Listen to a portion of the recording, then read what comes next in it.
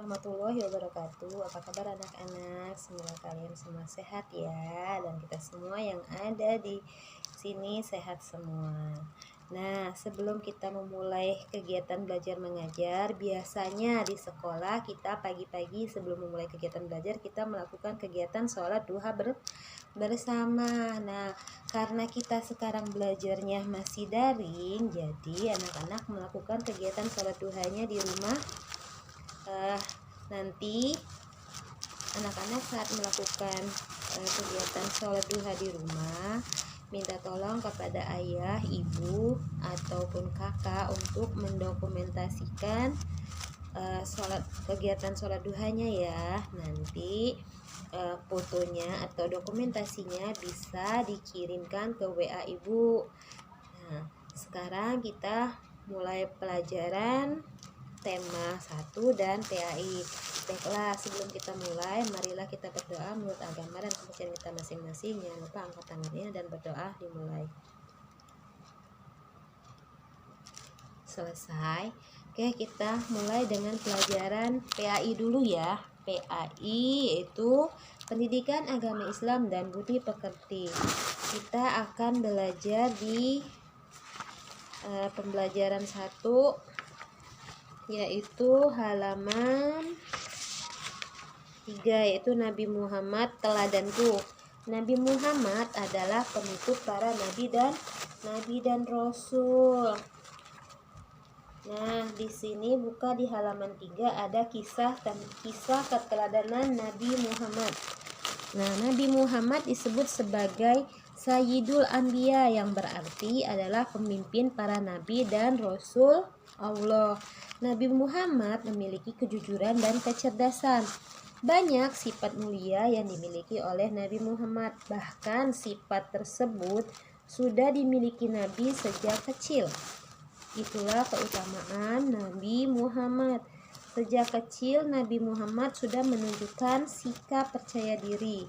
Ketika lahir, Nabi Muhammad dalam keadaan yatim. Ayahnya meninggal ketika beliau masih berada dalam kandungan. Ketika berumur 6 tahun, ibunya juga meninggal. Jadilah Nabi Muhammad anak yatim piatu. Meskipun yatim piatu, Nabi Muhammad tetap percaya diri. Nabi tidak merasa minder dengan teman-teman sebayanya. Saat itu di bawah asuhan kakeknya. Siapa nama kakeknya Nabi Muhammad? Abdul Muthalib. Benar. Nabi Muhammad ini tetap ceria pada usia 8 tahun. Sang kakek meninggal. Jadi kakeknya Nabi Muhammad itu meninggal pada usia Nabi Muhammad 8 tahun. Kemudian Nabi Muhammad diasuh oleh pamannya. Ada yang tahu nama pamannya Nabi Muhammad siapa? Oke, benar. Nama paman Nabi Muhammad adalah Abu Thalib. Nah, sejak kecil Nabi Muhammad ini memiliki sikap mandiri. Pada usia 8 tahun Nabi Muhammad mengembala kambing. Karena kejujurannya, banyak penduduk Mekah yang menitipkan kambingnya untuk digembalakan oleh Nabi Muhammad. Upah dari mengembala kambing digunakan untuk mencukupi kebutuhannya. Kita lanjut lagi ya, nanti anak-anak boleh dibaca halaman 3 sampai dengan halaman 5. Ini ibu ambil penjelasannya sedikit dari sini. Nanti setelah itu anak-anak bisa mengisi tugas halaman 9 sampai dengan halaman 10, yaitu bagian A, B, dan bagian C. Nah, penjelasannya ini ibu terangkan kembali ya. Nabi Muhammad ini dijuluki sebagai Sayyidul Anbiya, yaitu Sayyidul Anbiya tadi apa? Sayyidul Anbiya itu adalah pemimpin para nabi dan rasul Allah. Nabi Muhammad ditinggalkan oleh ayahnya pada saat kapan? Nabi Muhammad ditinggalkan oleh ayahnya atau ayahnya meninggal dunia itu pada saat Nabi Muhammad masih di dalam kandungan ibunya.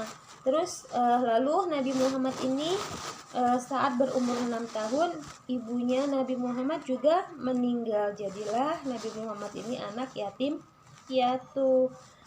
setelah ibu dan ayahnya meninggal, Nabi Muhammad diasuh oleh siapa? Oleh kakeknya. Nah, ada yang tahu nggak nama kakeknya siapa? Nama kakeknya adalah Abdul Muthalib.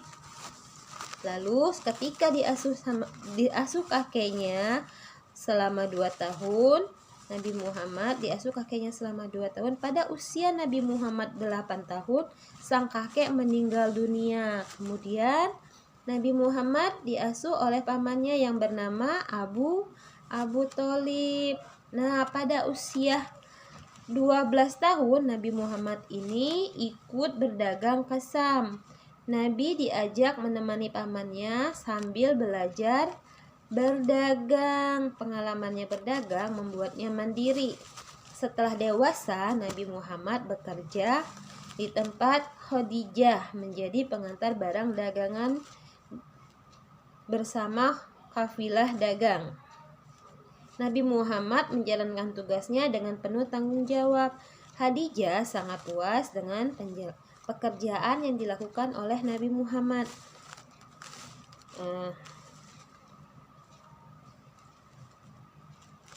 Nah, di mata penduduk Mekah, Nabi Muhammad ini sangat dipercaya. Mereka memberi julukan Al-Amin, yang berarti apa? Dapat dipercaya. Yaitu karena apa? Karena Nabi Muhammad ini orang yang jujur, makanya dia dipercaya oleh penduduk apa coba? Oleh penduduk Mekah. Kita lanjut lagi ya.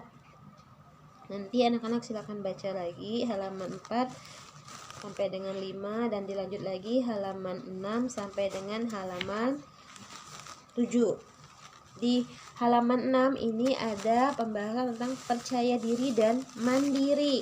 Nah, sikap percaya diri adalah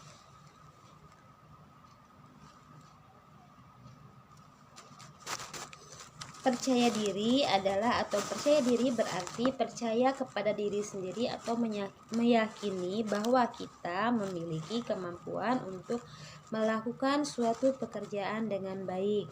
Nah, setiap orang itu memiliki kemampuannya masing-masing.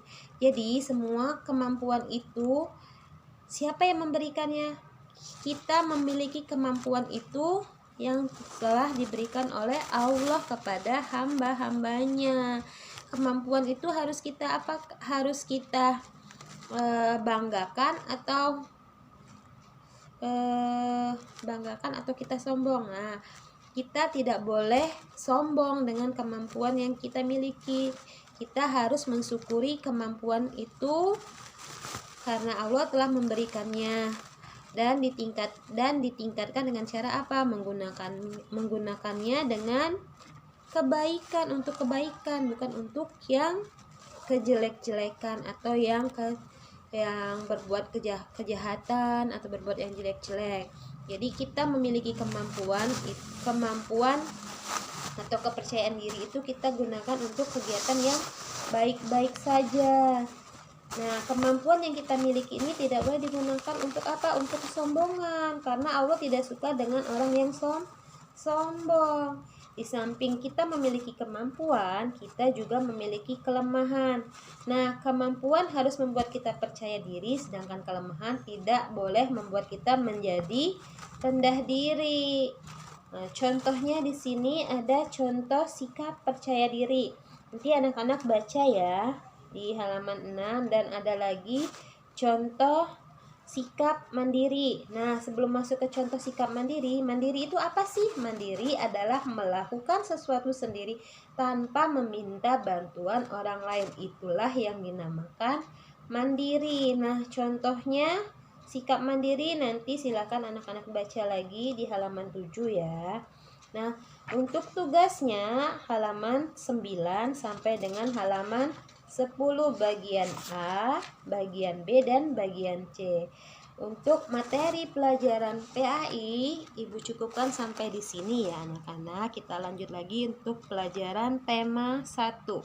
Pembelajaran 2, halaman 15. Oke, mari kita buka dulu buku tema 2-nya buku tema 1-nya halaman 15 pembelajaran 2 ya.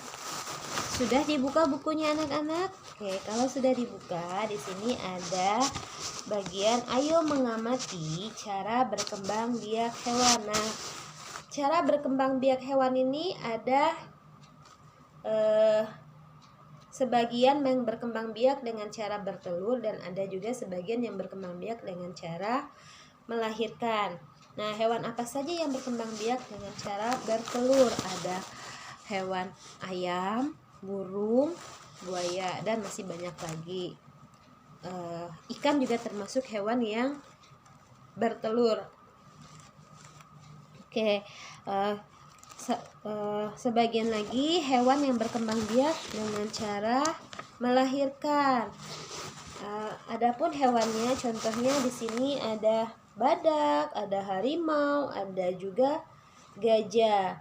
Nah, hewan yang berkembang biak dengan cara melahirkan disebut dengan mamalia. Hewan yang hidup di air berkembang biak dengan cara yang berbeda-beda.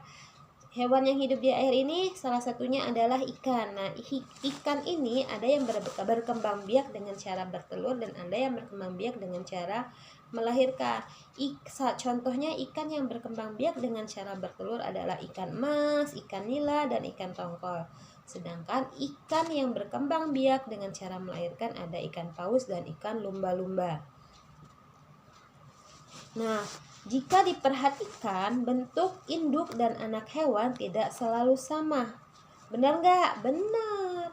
Contohnya, bentuk anak ayam. Bentuk anak ayam dengan induknya sama tidak? Tidak. Kenapa dikatakan tidak? Karena anak ayam itu bulunya masih halus dan tidak memiliki jengger. Sedangkan induk ayam, dia bulunya sudah kasar dan memiliki jengger. Itu salah satu contoh bentuk dan ukuran hewan yang tidak sama dengan induknya. Kita lanjut ke halaman 17 ya. Di halaman 17 ini ada ayo berlatih dan ayo berdiskusi. Di halaman 17 ini yang ayo berlatih dan ayo berdiskusi nanti anak-anak silakan dikerjakan berdasarkan dengan penjelasan ibu tadi ya. Jika masih belum paham nanti dibaca lagi di halaman 15 sampai dengan 16. Terus untuk yang bagian ayo berdiskusi ini kan di sini dituliskan hasil diskusi kalian dalam bentuk tabel seperti berikut.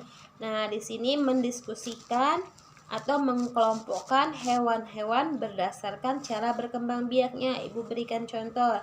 Untuk nama hewannya kucing. Kucing berkembang biak dengan cara apa? Di kolom dengan berkembang biak cara berkembang biaknya yaitu dengan cara melahirkan. Nanti ditulis nama hewannya kucing, terus cara berkembang biaknya ditulis melahirkan.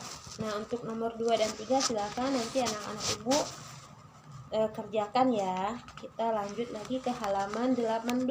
Ayo berlatih. Di halaman 18 ini ada ayo berlatih, yaitu membuat kalimat sederhana berdasarkan ciri-ciri hewan. Di sini ada 10 kata. Berarti membuat kalimatnya ada berapa? Ada 10 juga. Nah, ibu berikan contoh 1. Terbang, kata terbang. Terbang itu hewan apa ya yang terbang? Hewan yang terbang adalah burung. Berarti kalimatnya seperti ini. Burung terbang menggunakan sayapnya. Nah, seperti itu kalimatnya ya.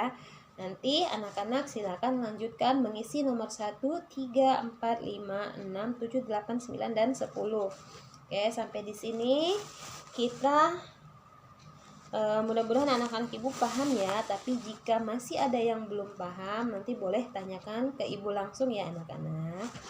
Nah, halaman 19 di sini ada ayo menulis. Nah, lihat di sini ada gambar ayam dan gambar ikan.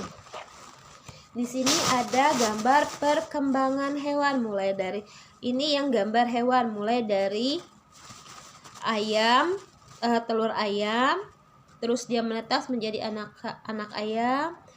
Terus dari anak ayam yang baru menetas dia memulai berkembang lagi menjadi anak ayam yang lebih besar lagi dari anak ayam yang menetas tadi, terus lanjut lagi dia dari anak ayam menjadi ayam dewasa. Begitupun juga dengan ikan, dari telur menjadi ikan kecil, ikan sedang, dan ikan besar. Lalu setelah dia membesar, dia menjadi ada ikan betina dan ikan laki-laki.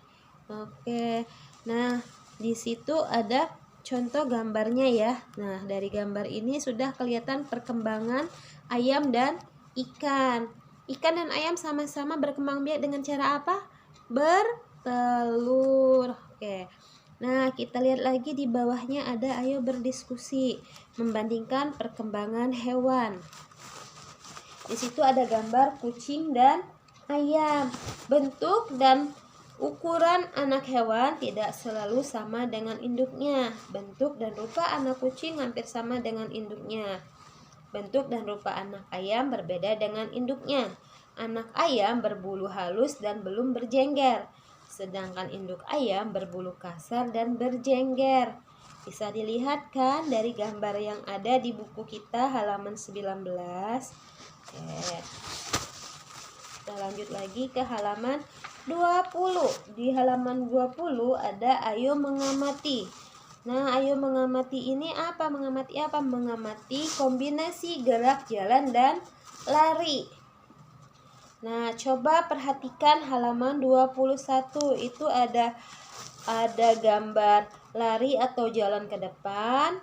Lanjut lagi ada lari atau jalan ke belakang, lari angkat paha, lari atau jalan ke samping, lari langkah kuda, lari atau jalan membawa benda, lari atau jalan berkelok-kelok, dan lari atau jalan naik turun tangga. Ini dinamakan dengan gerak, jalan, dan lari merupakan bagian dari gerak apa? Lokomotor atau non lokomotor?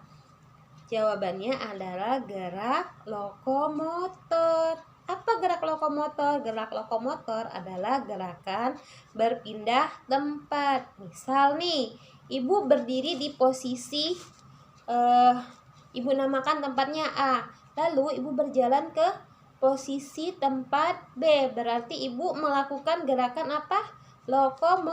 Lokomotor. Nah, itulah yang dinamakan lokomotor adalah gerak berpindah tempat. Sampai di sini saja penjelasan tema kita hari ini. Silakan mengerjakan tugasnya.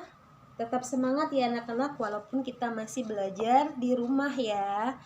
Assalamualaikum warahmatullahi wabarakatuh. Dadah.